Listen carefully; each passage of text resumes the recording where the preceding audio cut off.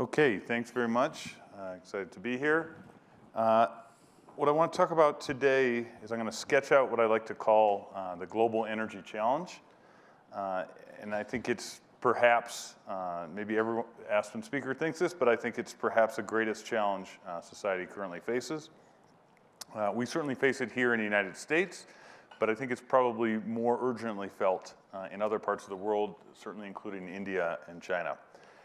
And my basic argument is going to be that a problem that we have in trying to solve this challenge is that we often turn to things that we would like to be true or things that we hope that are true, and those can let us down and not allow us to solve the problems in the way we would like. And so my argument is going to be that our best hope for confronting this challenge is going to be by turning to markets. So I'm much more comfortable with numbers and figures, but I think this picture helps articulate the global energy challenge very well. So this is a picture from Beijing, and my view is that the global energy challenge, it's like a stool that has three legs. They're all exemplified here in this picture. And the stool is made up of the three legs, and the first leg is how can we ensure that people have access to reliable and inexpensive energy that's critical for growth? And if you look at that picture, you can see it's just visceral. The guy on the bike, it's not going to be that long till he's going to be in the cab, and the guy in the cab, it probably wasn't that long ago that he was on a bike. And the unbelievable increase in GDP and well-being that has happened in China in the last 25 years has largely been driven by, or has been made possible by the availability of inexpensive and reliable energy. So how do we capture that and how does China continue to capture that going forward, and how does the rest of the world capture that? The second leg of the stool is even more visually evident than the kind of visceral sense of motion. It's the middle of the day in China, or in Beijing, and you can't see the sun. And the reason, of course, is that the very same energy that's powering all this economic growth and pulling hundreds of millions of people out of poverty is largely energy that comes from fossil fuels, and that energy is producing air pollution. And that air pollution is covering up the sun. It makes people unhealthy. You can see this. The guy on the bike is certainly well aware of it. He's got on the mask. He's got on the goggles. And so the second leg of the stool is how can we get access to this energy that is so urgent and vitally need it without unleashing unwanted environmental side effects and health problems associated with it.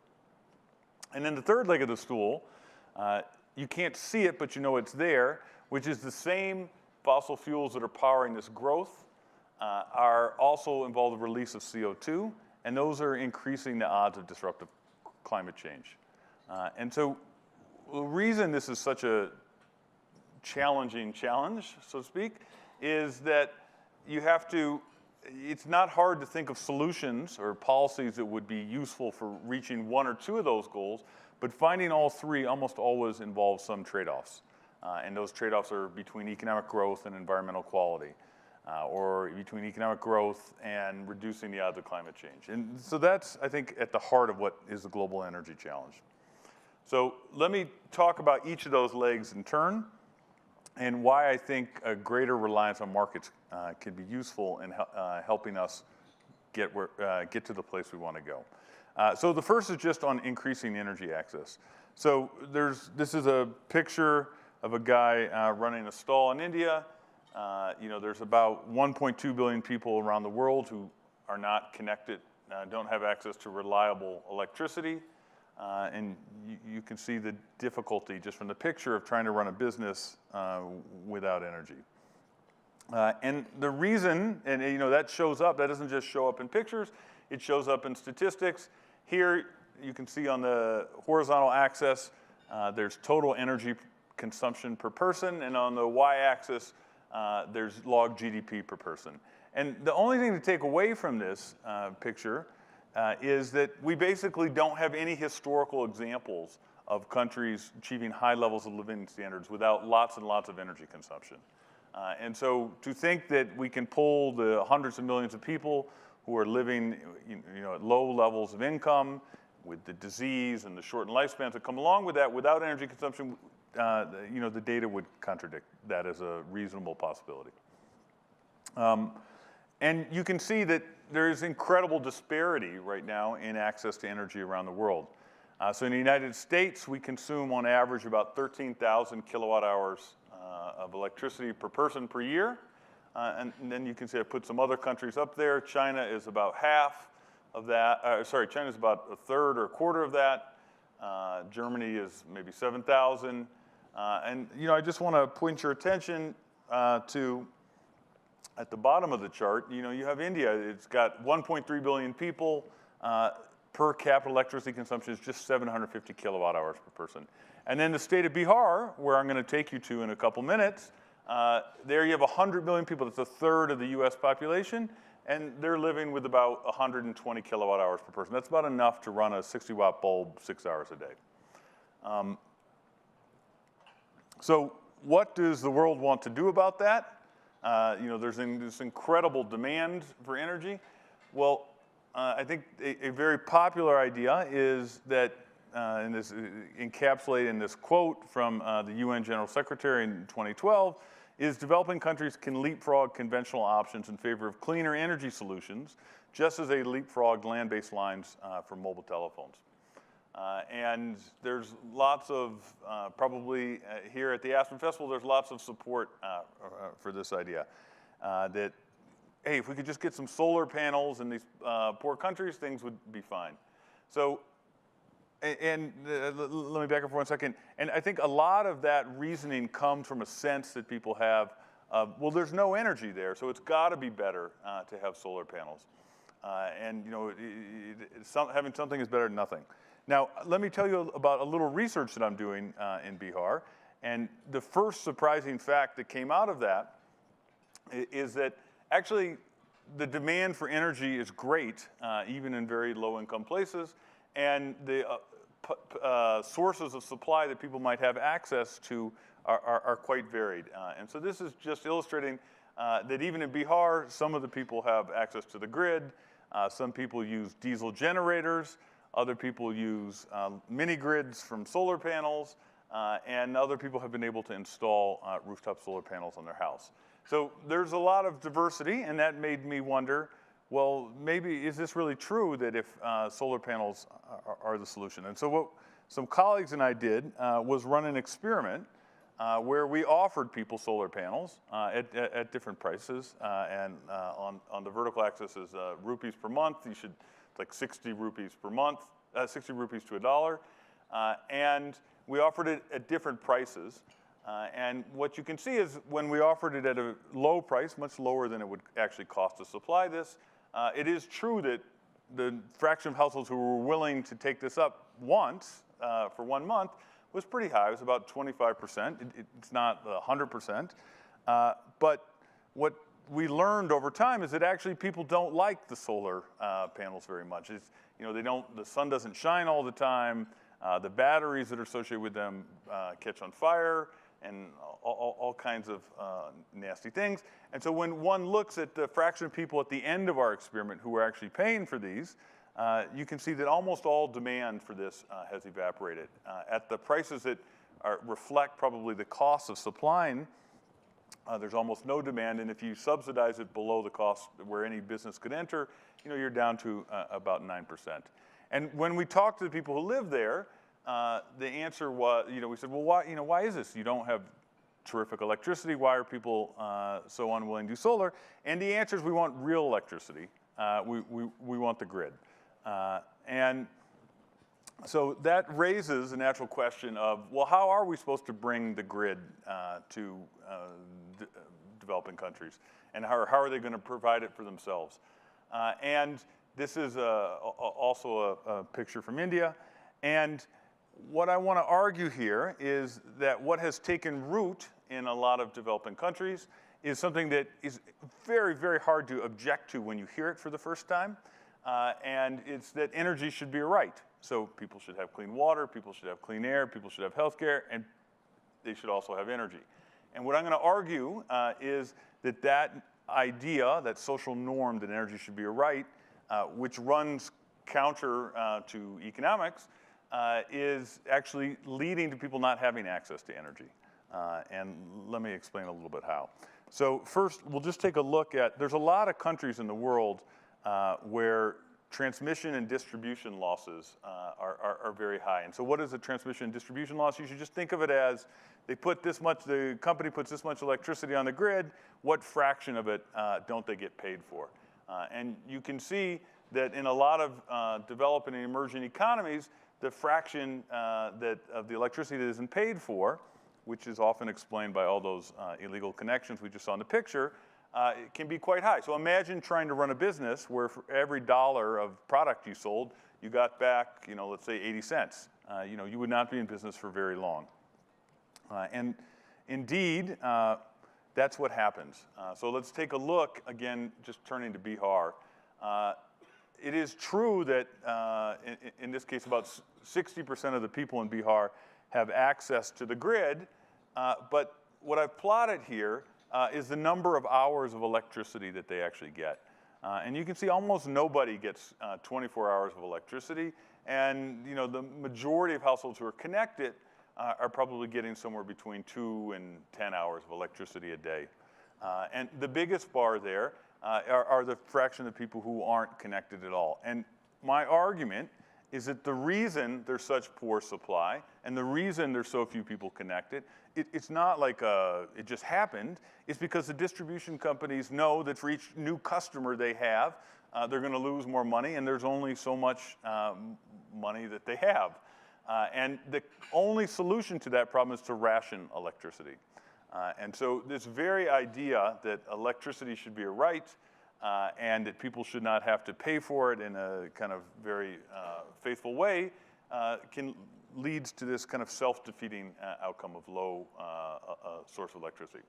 So let me tell you now about an experiment that I have run with the Bihar distribution companies, the North and South Bihar distribution companies, and at which we had the somewhat radical idea in this setup where the idea that energy is a right, we had the idea that you should get what you pay for. And we, in an area covering about where 30 million people live, we ran an experiment, and in some of the places, they continued to receive electricity at the kind of poor rate that we just saw a minute ago. And in other places, we basically printed a menu and said, if you pay half of your bill, you're going to get 8 hours. If you pay 60% of your bill, you'll get 10 hours. And all of that was communicated through bill inserts like the one that you see there, through text messages. And we put posters up in villages. Even in rural areas, there were puppet shows. And the key thing was to communicate this idea that you're going to get what you pay for. And in the middle, between those two vertical lines, you can see that in the treatment areas, we were actually able to increase the repayment rates. The payment rates were still pretty low, to be honest, but we were able to increase them. And it's like a kernel of an idea that if you could really infiltrate, you could really embed this idea into the society there, you would be able to increase the revenue that the transmission company receives, and then increase supply of energy. So I guess that's example one of how, even though not everyone loves markets. My wife is an English major. She's not really in love with all markets, but they can offer an opportunity to get what we would actually like. And this isn't just a story of India. Here's a series of countries where there's very large losses from operating transmission companies. And you can see that lots of people are not connected. And as we saw in Bihar, even lots of the people who are connected get very low rates of supply. Okay, so now let me talk about what the second leg of this stool of the global energy challenge. And that's how can we protect health from the pollution that's related to energy consumption, or can be related to energy consumption, I should say. And so here's a picture of two young guys in India. And like the picture from China that we saw earlier, this is, I want to ask the question, what are the health and pollution consequences of continued reliance on fossil fuels, and in particular, continued reliance on coal? And it's worth noting, despite the great advances in renewables, the International Energy Agency projects that even by 2040, we'll still be relying on fossil fuels for about 74% of energy. And so I want to just first tell you about a paper that I'm working on in real time that tries to estimate, well, what are the consequences of exposure, sustained exposure to high levels of air pollution. And to do this paper, I found what economists like to call a natural experiment. And that natural experiment was a policy that China set up during the planning period from 1950 to 1980. It's called the Huai River Winter Heating Policy. And at that period of time, China was a much poorer country, and they didn't have enough money to provide heating in the winter for all of its citizens. So they did something that was completely arbitrary, but very useful for research, is they drew a line across the middle of the country, which follows the Huai River, and they said, if you live north of that line, you can have free winter heating. We're going to build boilers, and we're going to give you free coal. And if you live south of that line, you're actually forbidden from having free winter heating. And here's a map showing the line. It follows the river, and then when the river peters out, it turns into a mountain range. And the key thing is that, again, if you're north of the line, there's free winter heating that's powered by coal. And if you're south, it's breaking down now due to the market. But historically, if you're south of the line, then there's no winter heating. And so just as an example, you can see there's the city Chengdu, which is just south of the river, but south of the river, but in the northern part of the south, they have pretty cold winters. I lectured at a university there, and to this day, the students wear winter coats inside the building during the day because there is no heating. So what I did, so the idea of this paper is, could you compare people who live just to the north of the river to people who live just to the south of the river, under the idea that the only thing that was different was that they happened to live north or south and be subject to this different policy. And so the first result is that the people who were the intended beneficiary of this policy, that is the people who live north of the river, experience much higher levels of pollution. And you can see that the zero line there is the river, and each circle is people who live within 1 degree latitude units displaced from the river. And so the red guys live just to the north, and the blue guys live just to the south. And you can see there's this discrete jump in air pollution there. And it's an enormous jump. It's about 40 micrograms per cubic meter of PM10. That's about 50% of the level to the south. Just to put it in context, if you go outside here, it's probably like, I don't know, 7 or 8 micrograms per cubic meter. So even in the south, it's very, very polluted. But the key thing is that there's this discrete difference in air pollution concentrations to the north. And so when I found that, I was like, okay, we're totally in business here. Now the question is, what happens to life expectancies to the north and the south? And obviously the prediction is there would be a mirror image of that, a discrete jump down in life expectancies. And you can see that that's what the data are trying to say. So the intended beneficiaries of this policy were exposed to much higher levels of pollution, and it appears that that led to reductions in life expectancy of about 3 years. To put it in context, there's probably 700 million people who live to the north of the river. All of the decline in life expectancy is coming from causes of death that are cardiorespiratory causes of death that are plausibly related to air pollution. So it really seems like we found something there. So, and you can see this air pollution problem is endemic to many parts of the world, particularly northern India and lots of parts of China. And if you took the estimates from that, you have that people in India are losing about 2 billion life years from this air pollution, and maybe 2.5 billion life years in China. So what do we do about that? So here is almost every country in the world wants to do something about that. And they have set standards for what is the allowable level of pollution, and I've just plotted them for a series of countries here. The horizontal line is the World Health Organization standard, but different countries have different standards.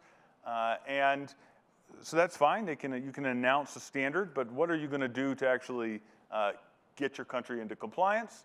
And you can see that in India, maybe 700 million people live in parts of India that are not compliant with India's own standard, and almost everybody lives at a level of pollution that's not compliant with the WHO standard. In China, the story is very much the same. And so there seems to be a desire to have cleaner air, but not a lot of success. And indeed, like a recent Chinese investigation found that 70% of the industrial plants that they inspected were out of compliance. And so what I want to do is say, the standard thing is to announce the standard, and then to say, you know what, we just have to find a way. You have to install pollution abatement equipment, or you have to do something to reach it. What I want to do here is talk about some work that I did in the state of Gujarat in India to try and unpack kind of on the ground how we're supposed to achieve these reductions in pollution.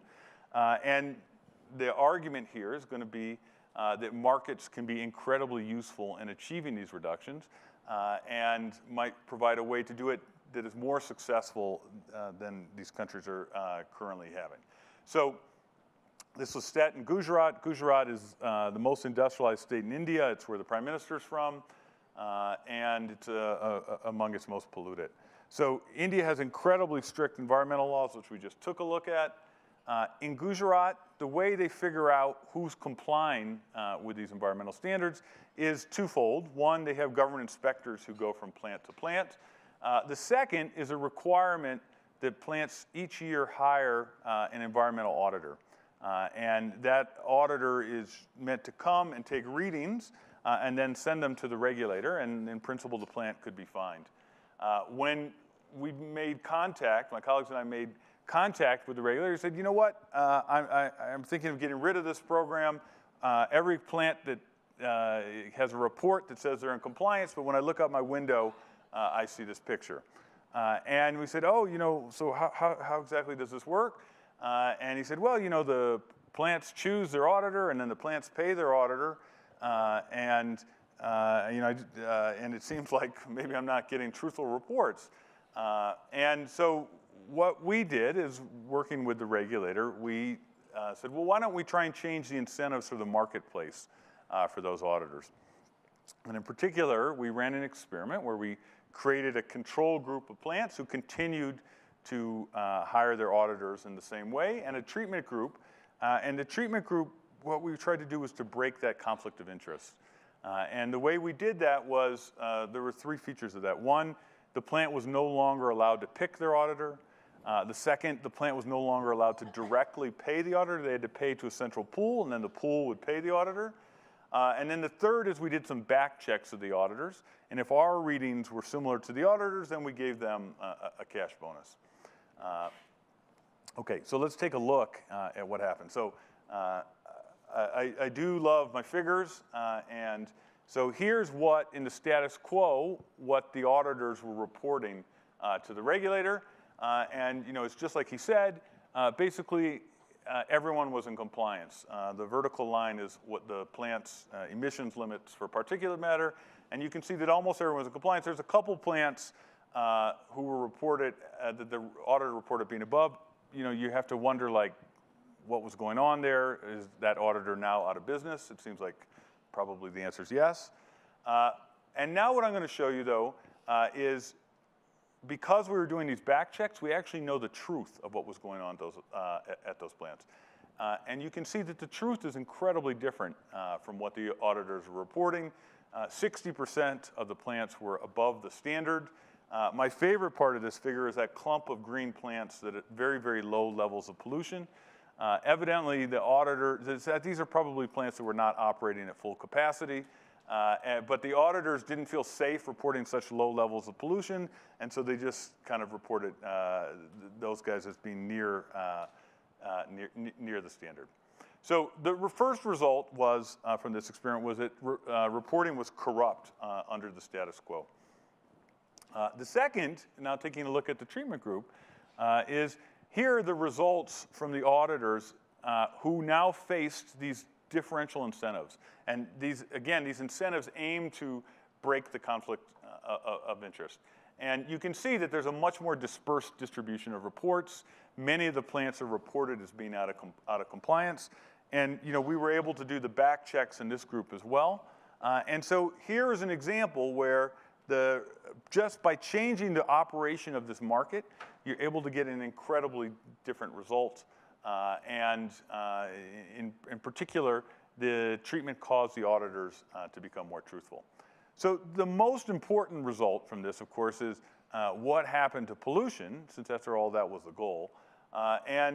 The plants, recognizing that the auditor was now, that the regulator was now receiving reliable information, reduced their pollution emissions by 28%. And so this kind of tweak in the market really produced an opportunity, and indeed the regulator adopted this reform, and this is now how the auditing is done in Gujarat. Okay, so that's just another example that the second leg of the stool can also be amenable to markets. And so now maybe we should talk about the pink elephant in the room. Yes? How is that still, that was just having people comply with regulations. So how is that, I don't get how that's a market. Oh, yes. So, yeah. So the question is a great question. What did markets have? Yeah, the question is, what did markets have to do with this? And the answer is the structure of the markets that were being used for the auditors were all screwed up. And so by getting the market set up in the correct way so there wasn't a conflict of interest, you were then able to get a socially desirable result. Is that on? But the market was that the companies were polluting, and it just required making them comply with the regulations to get them to stop pollute or reduce it, right? Yeah, so the idea is that you can use markets to achieve whatever your goal is with respect to pollution. And in this case, it was redesigning the markets for auditors. Okay, so now let's talk about climate change. It's probably the pink elephant in the room. And so what can we do about preventing disruptive climate change? So, the core problem is that basically firms and households and individuals are free to put CO2 into the atmosphere, and that CO2 then has a series of knock-on effects that lead to increasing the odds of disruptive climate change. And so I want to talk a little bit about how we're currently going about confronting climate change. And so I think oftentimes there's policies that if you say the word climate change in front of them, people get excited about them. And so here's an example of 4 policies that are frequently used: rebates for appliance upgrades, rebates for reducing electricity use, rebates for efficient vehicles, and rebates for energy efficiency investments in people's homes. And what I've plotted is the cost per ton of CO2 abated. So each ton of CO2 that these programs lead to being abated, here they cost, the first one is $600, the second one is $470, and then $300 and $200. The dotted line is that too much? Is that too little? To understand that, we have to know, well, what are the costs from climate change? And so what is the cost of an extra ton of CO2 being emitted? The US government's social cost of carbon is set at $42. And so that, if that were the right number, it would make all these policies look like they were socially undesirable. That is, they cost more than the benefits they provide. But what I think is a challenge is to know, well, is that $42 number the right number? I also want to just point out, were we to use markets, so if you go to the greenhouse gas market in New England or the European market for cap and trade market for CO2, or the California cap and trade market, they're all getting reductions. You almost can't see them, but they're all getting reductions in CO2 for somewhere between 10 and less than $15 a ton. And so somehow we prefer to use these other policies when markets would be less expensive. And there's this open question of how high a price should we be willing to pay? And so when you look around the world, you can see that there have been some advances in using markets. Currently, about 13% of global emissions are subject to some market price. That's not true in the United States, of course. But there's been a lot of progress. But you can also see there's a huge diversity of prices in different parts of the world. In Sweden, it's about $170. In the United States, New England market, it's about $5. So what I want to turn now to talk about is, well, where does that $42 number come from? Is that the right number? How do we measure the damages from climate change? And they largely come from 3 models that were developed maybe 15 or 20 years ago, and I've plotted what are called the damage functions here. And they tell you in 2100 for different increases in temperature, what would be the loss of GDP. And so you would read that at 5 degrees C, we probably lose about 5% of GDP. But what I want to point you to is this great quote from Nick Stern, which says that the assumptions built into the economic modeling on growth, damage, and risk come close to assuming directly that the impacts and costs will be modest, and what we need is a new generation of estimates. And so I want to talk a little bit about a project that I'm involved in that's trying to rebuild our understanding of what the costs of climate change are. And we've called ourselves a Climate Impact Lab, and we're beginning by looking at what the consequences of climate change will be in 7 different sectors: mortality, agriculture, energy consumption, labor, conflict, crime, migration, and sea level rise. And one of the things that advances in computing and advances in access to data have done is they've allowed us to have a much different vision of the world. So those 3 damage functions I showed you are all kind of based on the idea that there's only one place in the world and there's only one person who lives there. And in practice, the world is very heterogeneous. And we model it as there being about 25,000 regions. You should think of them as like counties. Let me give you an example of what the data, when you give a much more detailed look at the data, what the data are able to reveal. So we want to look here at mortality, the effect of temperature on mortality. The blue bars here are the distribution of days that the average person in the world, in India, faces in different temperature ranges.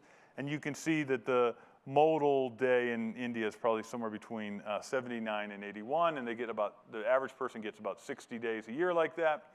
But then what I want to point you to is with climate change, by the end of the century, you would have the red distribution. And the difference is that the red distribution has lots and lots of piling up of days at the very, very hot days, say greater than 90. And that's important because that's where a lot of the bad stuff associated with climate change is likely to take place. Okay, so let's just take a look at what one can reveal from this disaggregated way of looking at the data. Here, what I've plotted using death records on, let's call it something like 50 million people from the United States from 1968 to 2005. What I've plotted is an exercise. Imagine that you were to take a day from 70 to 74, which is a kind of moderate day, and shift it to any of these other temperature ranges, so less than 65 at the cold end, and 90 to 94 greater than 95 at the hot end. And what this is telling you is that if you squint hard enough, there's a little bit of a U relationship there. And that indeed more people die when there's very hot days and also when there's cold days. If you unpack the last range, you can see that most of that's coming from very cold days. But the impact is really pretty low. You can see all those zeros on the y-axis. So now what I want to do, just remember, my point is that there's a lot of heterogeneity in the world. is I'm just going to stretch out the y-axis a little bit. And if you stretch out the y-axis, that's the same shape we had before. It's still a U, but it's much harder to see. And now why have I stretched out the y-axis? I stretched out the y-axis because I want to plot the same response of mortality to temperature in India that I have in the United States. And what you can see is really a dramatic difference. And so the effect of a hot day in India on mortality is about 20 times the effect in the United States. And indeed, if you took a day from that 70 to 74 range and moved it out to greater than 95, and remember I showed you there's going to be many more of those days, it would increase the annual mortality rate in India by maybe like 0.7 of a percentage point. So just one extra day. And India's probably going to get 30 or 40 more of those by the end of the century. So while the impacts to the US are likely to be minimal with respect to mortality, when you look around the world, the impacts are not so negligible. And what we're trying to do is do this kind of exercise for the whole world, not just for India, not just for the United States. And we've been able to collect data from about 57% from countries that cover about 57% of the world's population. And other gems, or gems may be the wrong word, but like other interesting facts emerge from it. And in particular, what you can see here is that this U shape between mortality and temperature that I showed you for all ages is really concentrated among the young and the old. I'm in the 5 to 64 range, so that seems like a pretty safe range. But after 65, the effect of an extra hot day can be quite dramatic on mortality. And for the young, especially for infants, there can be very large effects as well. Now, why does all that matter? So when I showed you those models that gave you the overall estimate of the impact of climate change, one of them was the fun model, and they broke out the effect of temperature. And in that model, because they had only this one region of the whole world, their conclusion was climate change would be slightly beneficial for mortality. The reason was that the reduction in cold days, the benefit from that would outweigh the damages from the increase in hot days. But when you use this more disaggregated data that I've been using, you get an entirely different picture.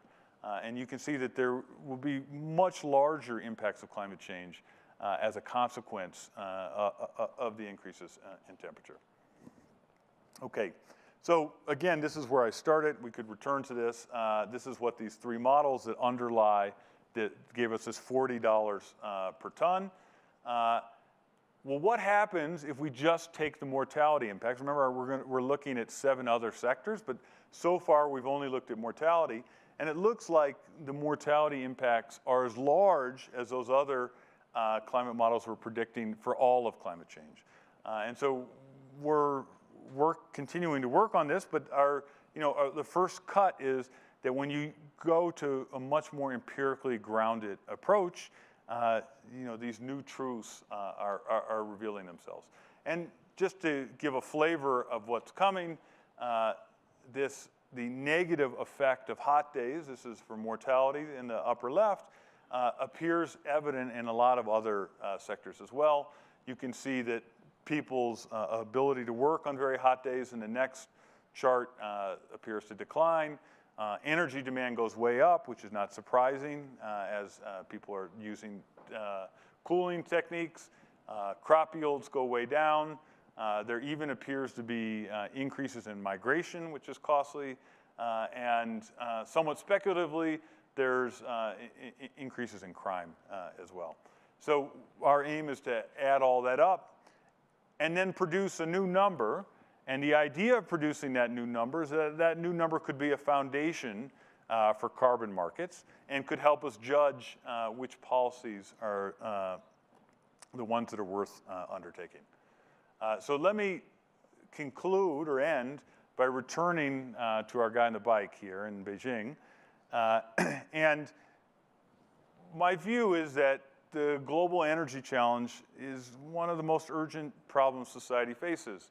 There are billions of people who live at incredibly low levels of income, Those low levels of income can kind of be somewhat be mind-numbing in just the numbers, but that translates into disease and sickness and shorter lives, and energy. Access to energy is critical for those people, and the countries where those people live are going to be rightly focused on finding ways to increase access to inexpensive and reliable energy.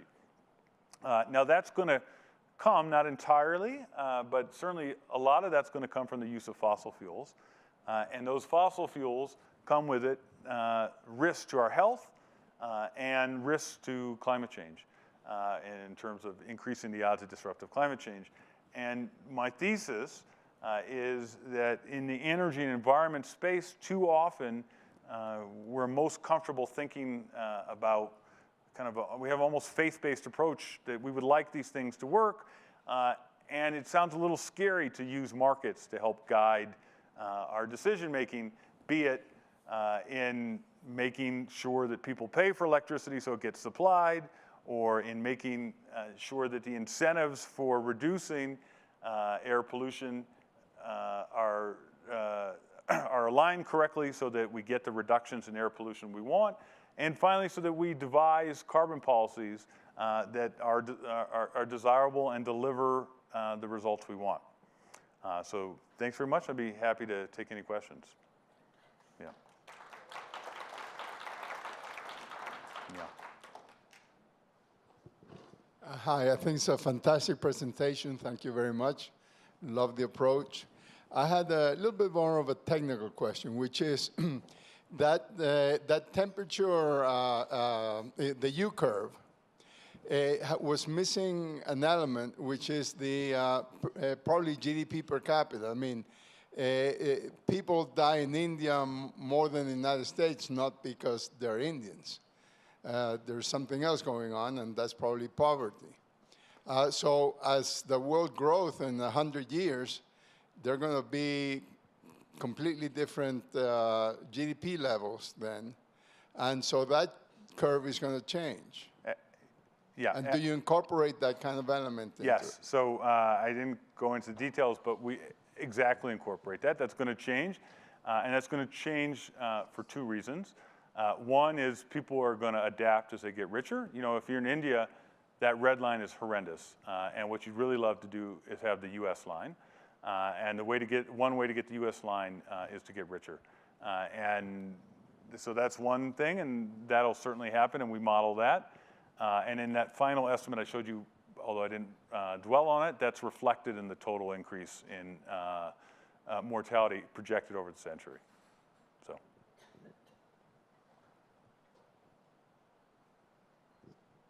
Yes, I was wondering, fossil fuels are obviously finite, and if you had any figures on what percentage of those have been used to this date in history, and how much is left, because as the consumption increases, we're going to use those up. So sorry, I didn't quite follow the question. What percentage, or the total world supply of fossil fuels, what percentage has been used? Oh, okay, yeah, no, so I kind of somewhat tongue-in-cheek wrote an article, are we ever going to stop using fossil fuels? And I think the way to think about with respect to climate, there's an infinite supply of fossil fuels. And obviously, I understand there's a finite amount, but the amount that is available in the ground now that we can get with today's technologies, never mind what the very brilliant guys at Schlumberger are trying to figure out how to get to new deposits inexpensively. There's way more than we want to use without having truly disruptive climate change. So one calculation I've done is you could have, just based on what's there now, and we know how to get, but you could have about 16 degrees of warming. So much more than you could imagine. We're not going to run out of fossil fuels. Yeah, good morning. Alex Rosenfeld, Climate Impact Capital. How do you incorporate the interconnection between energy, food, and water that as climate change increases, water resources are going to be strained, and that it's going to be a problem with food, and that will all tie into migration issues? Are your models interconnected at this point, or is that something that you're going to be building in the future? Yeah, I think they're only loosely connected right now. And one thing that we're trying to do is to build a model of where there are irrigation opportunities and what the impact of that is for agriculture. And I say we're at the early stages of doing that. But it's a great question. It's very interesting research. One of the implications, I think, is that in terms of communicating the message around climate change, the climate community talks about the co-benefits of addressing carbon reductions. It seems to me that those things aren't co-benefits, the things you're talking about, mortality, other impacts. Those are actually the benefits, and that we really need to change the way the dialogue is being structured in order to get people more engaged in the issue. I don't know if you have a perspective on that. Yeah, so this climate impact lab that I've started is, we really have two goals. One is to come up with a new estimate of the damages from the release of an additional ton of CO2 measured in dollars. But the second one comes with a great frustration I have with the climate scientists. And that's that they all talk about, well, 2 degrees C is really damaging, and we really want to avoid that. Now, I have like my own personal struggles with that. I went to Chicago public schools, and every September, the teacher would come in and say, this is the year we're going to go metric. And then like 3 weeks later, she'd be like, you know what, it's too hard. We're going to stay with Fahrenheit. And so even the C concept is I find a complicated concept.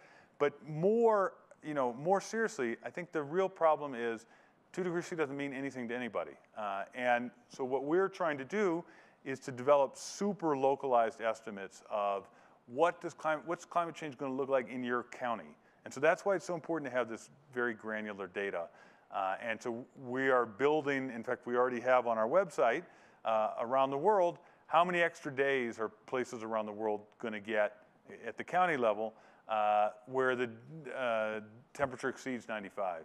And then as we start to fill out even that, temperatures, people can relate to 95, but what they really want to know is how's that going to change my life?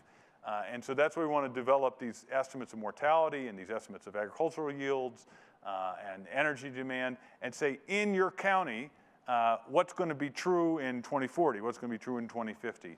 And our hope is that by changing the communication from this abstract 2 degrees C thing to really detailed information about how people's lives are going to change, that's kind of a path to changing ultimately the politics around this issue. Hi, I'm Debbie Lick. I actually do energy access work for the Rocky Mountain Institute. So my question is, at the beginning you talked about how people in India didn't want the solar panels because they were burning out, and they all want to be connected to the grid. So have you looked at what the actual financial and technical viability is of actually extending the grid everywhere, even to rural areas? Because in my work, that's not necessarily always the best solution to provide electricity. You don't have to define electrification as being grid connected. Yeah, so I think there are some places in the world that are so remote that there's no question that mini grids and solar panels are going to be a big part of the solution. But there's also no doubt that what people really want is the kind of electricity we have here.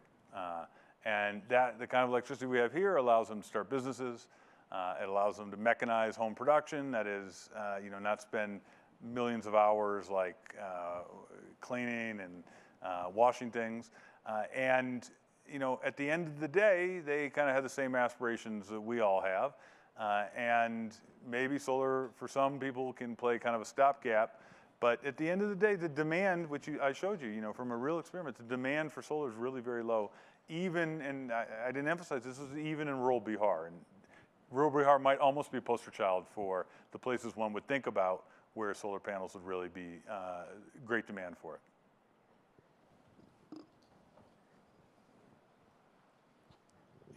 Hey, Michael, a comment and then a question.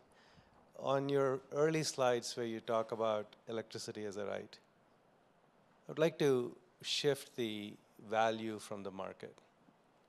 I think we as human beings across the planet should view access to electricity as a right because we are living in a digital world. Yep. And that's a value.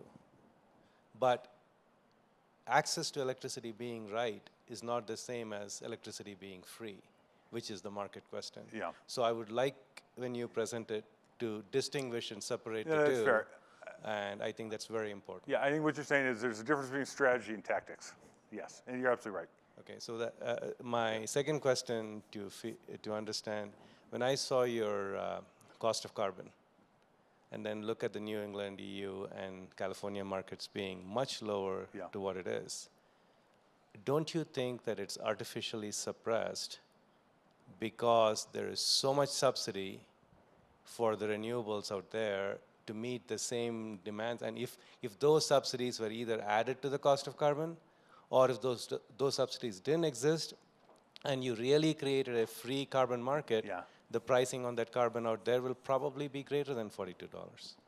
So I think a bar that was missing, to Kara's point, is what is the cost per ton of carbon abated through subsidies to renewables?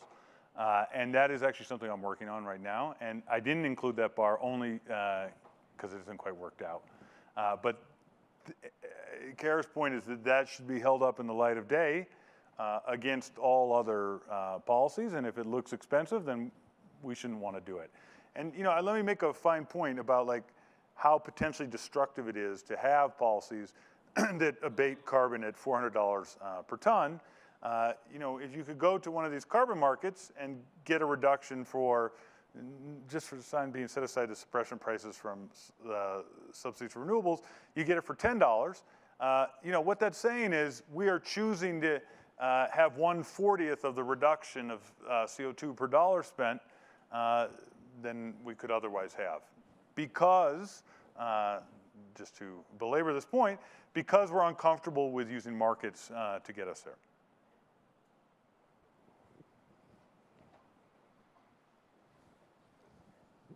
I was just curious, how do you calculate the cost of mortality?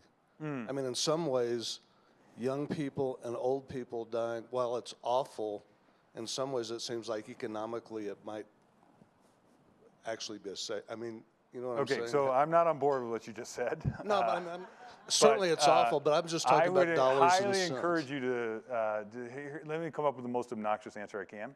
I was just really wanting to know how you calculate the cost so, of it. at a high level, what people do is they try and find settings where people engage in trade-offs between mortality risk and money.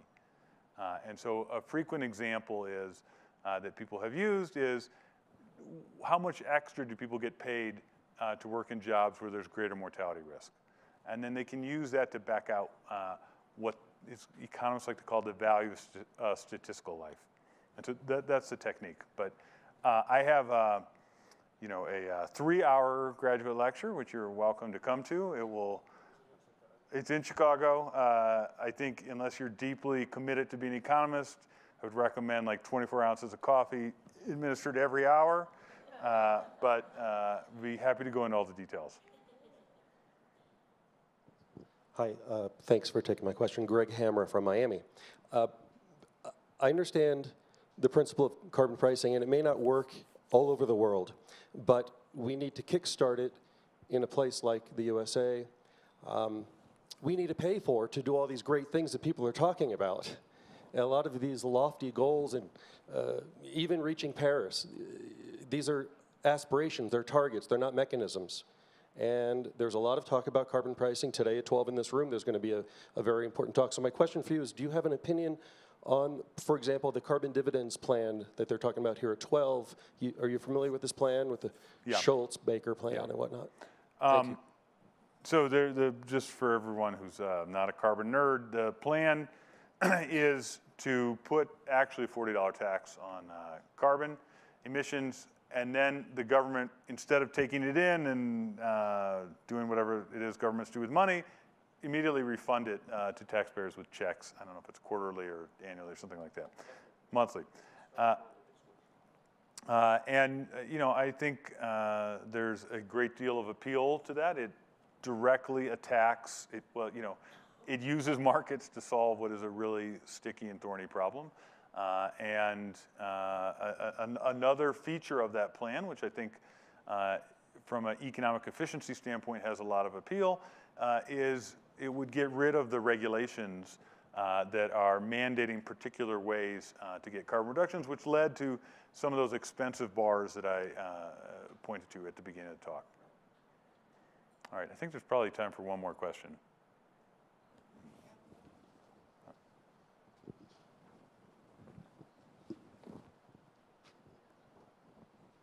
So you did the social cost of carbon for energy efficiency. What is it for solar and wind?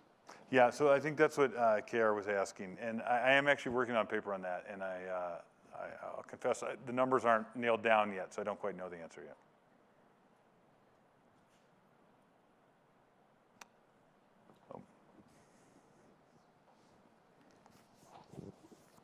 Could you talk very briefly about the uncertainty about the cost of carbon?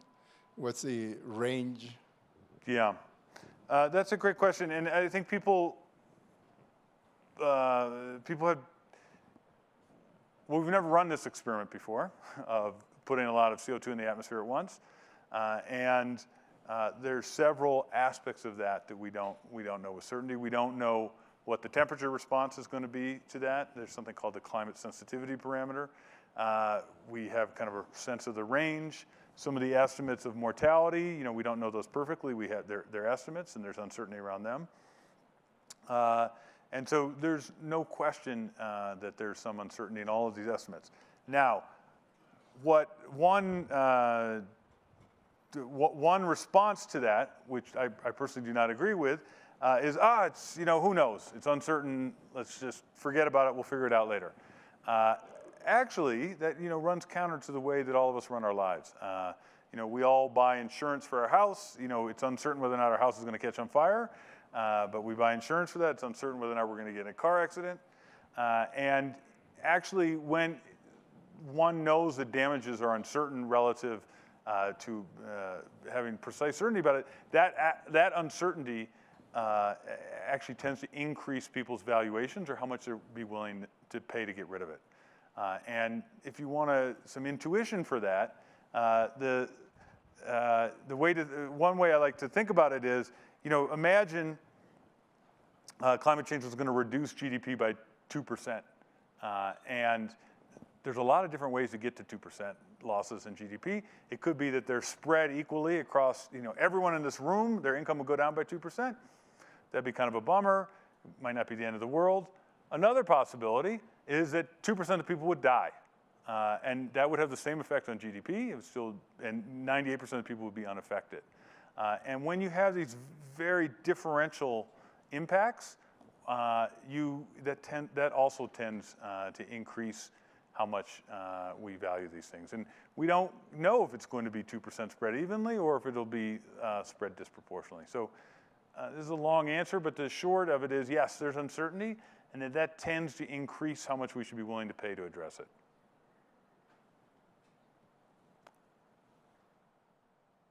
Oh, well, that's Sue Tierney. We should let her ask a question. So. Hi, Michael. That was great.